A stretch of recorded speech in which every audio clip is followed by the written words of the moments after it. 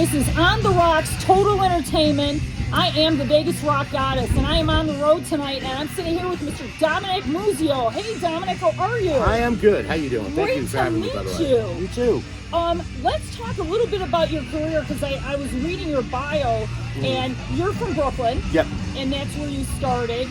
You have an extensive history. You're not only a musician, but you're an actor as well. I was, yeah, for a little while. Yeah, Yeah. actor, did stand-up comedy. I did everything. Oh, wow. I tried everything to get famous, and none of it worked.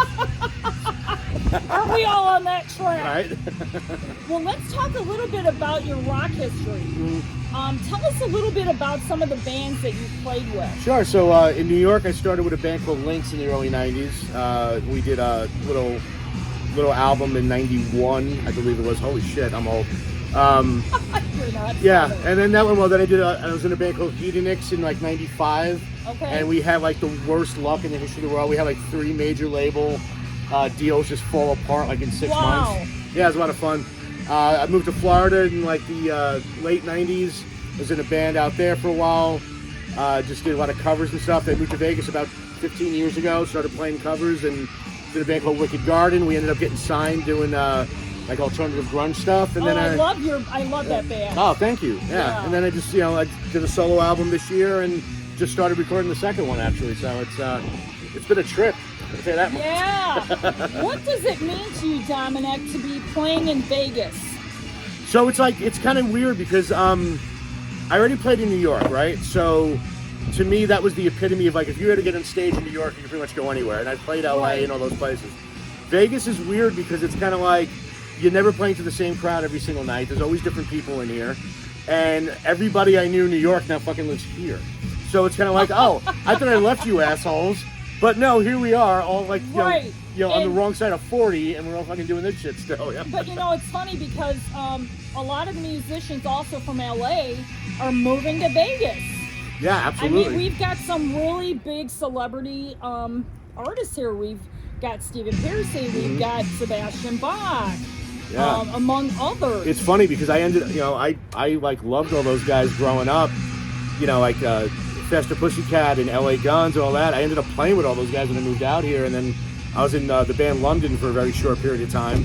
So I got to play with Nader, The Priest, and all that. So like all of my heroes, I ended up playing with later on in my life, which I never would have thought possible when I was 15 years old. That's amazing. Yeah, it was really cool. It was really cool. So you're a shredder, right?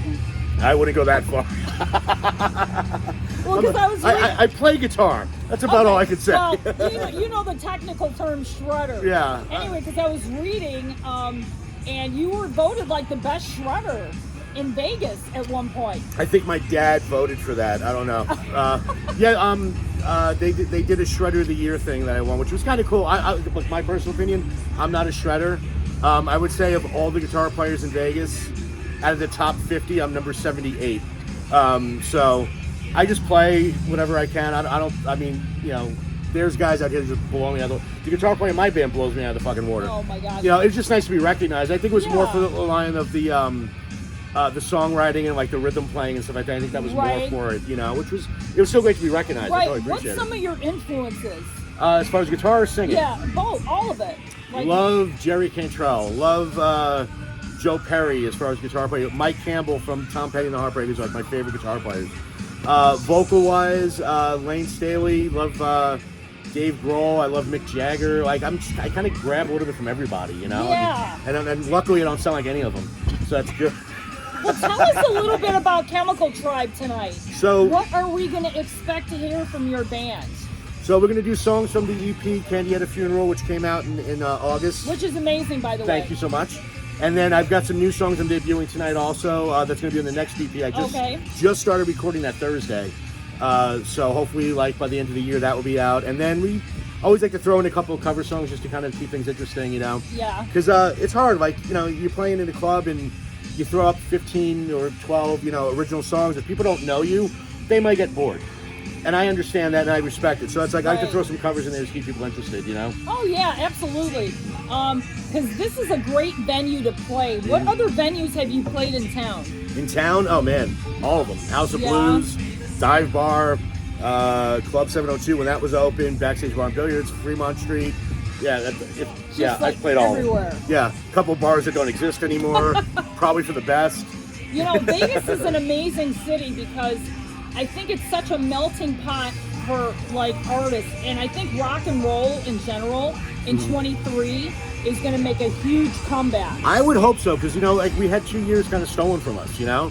So, the good thing is that a lot of the people that had nothing else to do, they started writing music and forming bands, and now they're all starting to make their way out. So it's cool to see new stuff. You know, hopefully we can ride the crest of it and people get interested in seeing live music again, you know? Yeah, and I think it's already starting. I mean, 23 is going to have some amazing festivals. Vegas is going to be seeing some amazing festivals as well. As far as like going on the road now, do you plan on staying in Vegas or taking your show like all over? I hate to say this, but it really depends on money. Yeah, and I'll be completely honest with you, it's extremely expensive to tour right now. I'm not a young guy. I've got, you know, a wife and kids and a mortgage, and the guys in my band are in the same boat. So if it makes financial sense, absolutely we'll go on the road. If somebody wants to bring us out, we'll be happy to go. But for right now, we're kind of going to, you know, just kind of stay in Vegas. Maybe go to California or something like that and see what happens out there. Yeah, you know? I mean, California is still kind of a thriving area. The whiskey is still going. I know the Viper Room is about ready to close. Oh, really? So they're going to be converting that. There's all kinds of rumors going on that they're going to turn it into a condominium. Oh, my God. But they're going to keep the Viper Room intact and reopen it. So anyway, I mean, it's California. They do weird shit. Yeah, they do. They totally do. Now, have you played with Crashing Wayward before? No, I haven't. I know Stacy. You know, phenomenal freaking guitar player. Me and Stacy actually played together. You probably doesn't even remember because it was so long ago.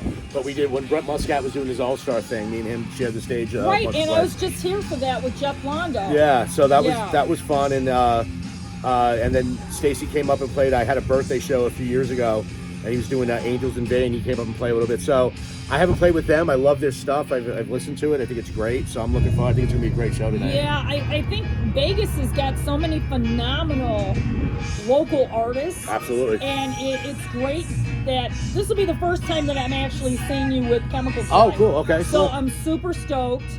I'm sure my followers are going to be super stoked. We're going to do some lives. Right. Cool. So we can get them involved in the action.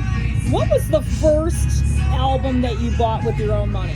Meet the Beatles. Meet the Beatles. Yes, 1980. I was 5 years old. I got money for my birthday, and I bought Meet the Beatles. And then I bought Pink Panther Punk. Oh my God. But yeah, I was loved the Beatles growing up. My mother loved them. My parents were really great music taste, so I grew up with all the classic rock. So Stones, the Kinks, and the Beatles and all that stuff. So yeah, after my 5th birthday, my dad took me to a record shop and I bought Meet the Beatles. Wow. Okay. Well, that leads me up to the next question. What was the first concert you ever went to? Okay, ready? I was 3 years old. Okay. Went to see the Doobie Brothers with my parents. Really? Yes. I had no idea what the hell Michael McDonald was saying, but fuck, it sounded cool. It's like, I was like, yes. I don't think we can even understand what he's doesn't matter. Like, singing about or whatever. Doesn't matter. It just sounded fucking cool. I just remember being mesmerized by how great it sounded. Yeah. And then, wow. And I then love like the Doobie Brothers. 6 weeks after that, they took me to see Chuck Berry.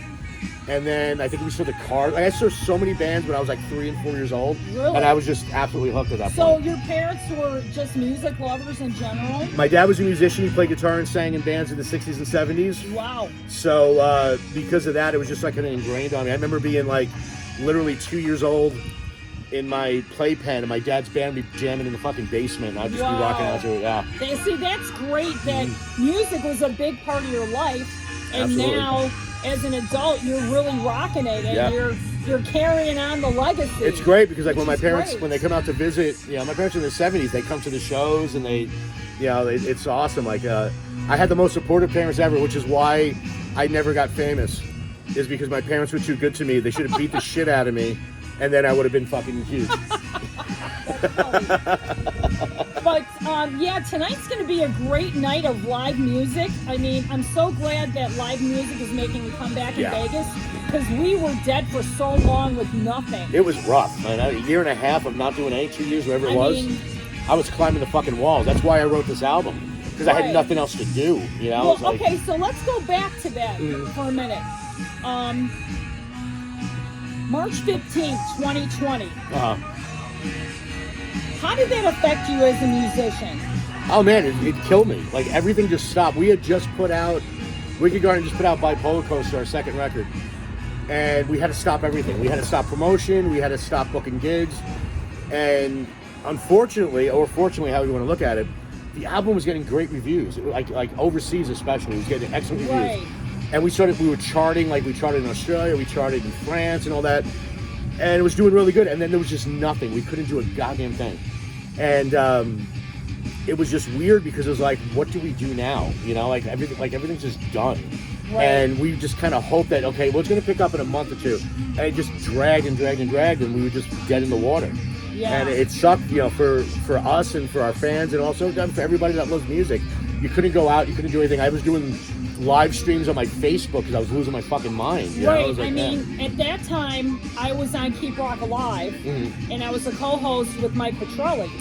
And I mean, we had over 30,000 followers. Right. And every week I would have bands, and as they came on, I'd book them 2 weeks in advance. They'd be breaking up. Oh wow. Yeah. So I mean, that was a really turbulent time because these bands that I was interviewing were very fragile, and that's why I kind of want how you felt at that time, because I think it's important that the viewers know how deeply that this pandemic has still affected. The bands are still catching up. Yeah, I mean, we had,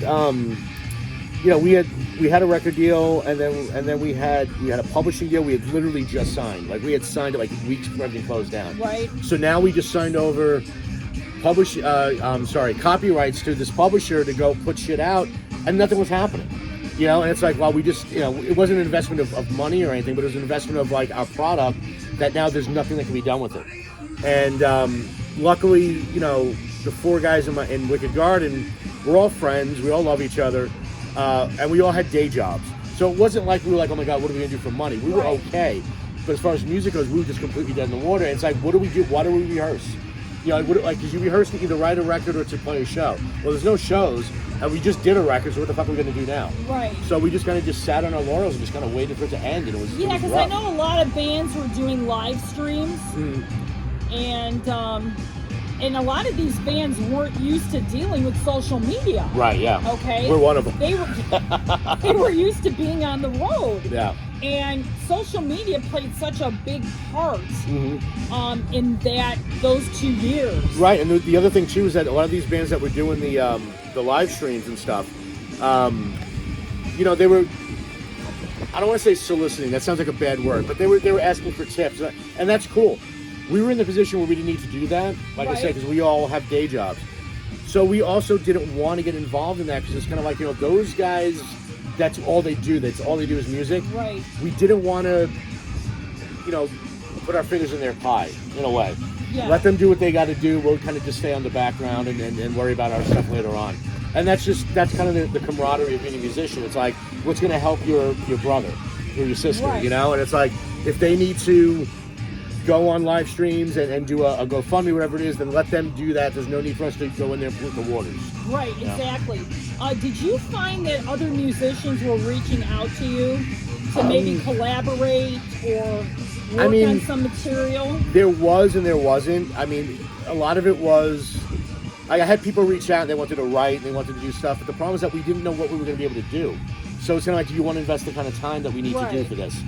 You know, you could sit there and say, me and you are going to do a solo act, and we're going to play guitar, and we're going to do 15 songs. Great. Where are we going to do it? Nowhere? Then why are we investing the time? Yeah. So I did have some people reach out, but for the most part, it was like, hey, how can we pass the time and not go fucking crazy? And that's basically what it was. And you were writing, I'm sure, at that time. All the time. Yeah, I'm constantly writing, Yeah. And that's, like I said, that's how Candy at a Funeral came about, was I just had all these songs written that Wicked Garden either didn't want to do or they just didn't work.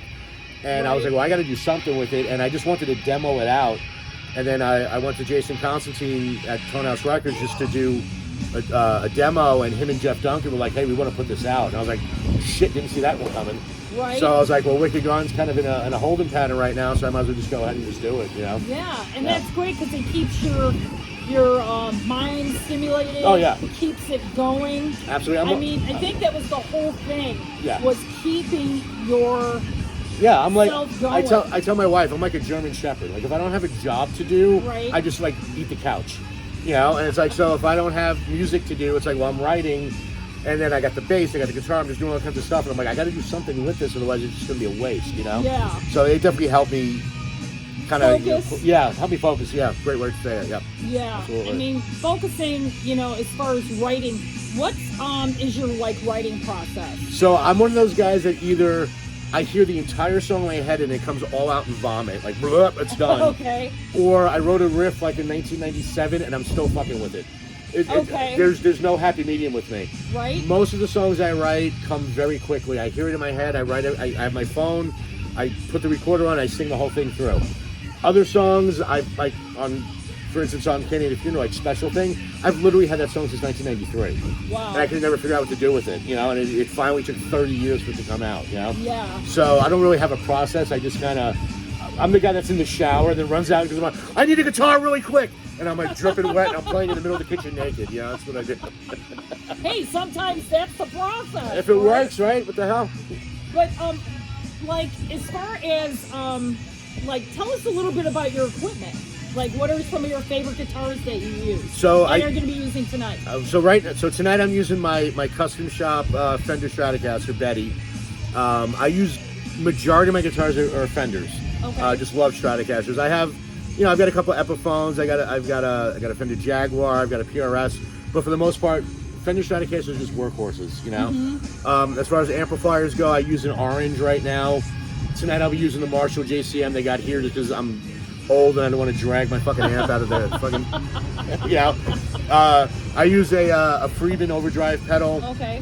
And you know, a Dunlop wah, and that's about it. I'm not a gear guy, and I'm also not a tone snob. Like, he's like, does it sound good? All right, I'm good. So you like the straight sound then? Yeah, just let it sound good, and then that's why you have a sound guy. That's his job. Let him worry about job, it. Right? Yeah, I don't know what the hell I'm doing. Brian. Yeah. Brian's the best, man. I know. Brian Roach is the best. Let's talk about your band. Tell us a little bit about who's in your band. So on lead guitar, we got John Mills. John Mills was in the Roxy Gun Project for a long time. Phenomenal fucking guitar player and a good friend of mine. On drums, we have Ron Huddy, who's been playing in punk bands for years. He was in Water Landing for a long time. He's currently in the Sciatics. And then on bass, it's my secret weapon is John Robinson, the son of J.R. Robinson, the most recorded drummer in the history of the world. Wow. Like, if you listen to an 80s channel, the odds are J.R. Robinson's playing. Wow, that's and cool. John is his son. Me and him worked together years ago. Great bass player, phenomenal singer. So that's my core guys that just, it's great because, you know, Wicked Garden was really good. You know, we've been together for 15 years or whatever, almost. These guys, like, they're just friends of mine and I love the way they play, and I just stuck them in a room. And I'm like, oh shit, that worked. Okay, we're good. Yeah. You know, and they all bring something to the music, which is great. Like I said, John's a phenomenal guitar player. Ron is just amazing on the drums. Guy's just dead on the click track when we did the record and everything. So I got a good group. I'm happy with these guys. Yeah, I can't wait to hear you guys live. I think you're gonna like it. I hope you will. I know I'm gonna love it. Let's talk. This is the question that I normally ask at the end of an interview. Okay. If there's anyone particular, dead or alive, dream collaboration, who would it be? Jerry Cantrell. Call me up, Jerry, anytime. Me and you. I just want to see what we come up with. I mean, it may be shit, but I would sacrifice a lot of stuff just for 10 minutes in a room. Just see what we come up Jerry with. Cantrell is absolutely amazing. Absolutely I am a amazing. huge Yes. fan. I met him last year, and it's one of the few times in my life I was dumbstruck. Just didn't know what to say. Like, the guy has written songs that have just blown me away for 30 years. It's just amazing. So yeah, absolutely him, without a doubt. Well, Dominick, I want to thank you for spending a few minutes with me on the rocks. My pleasure. And we'll be back soon. Enjoy tonight, everyone. It's Saturday night. If you're in the area, come see Dominick and the Chemical Tribe right here at Vamped. And this is the Vegas Rock Goddess on the rocks, total entertainment on the road. See you next time.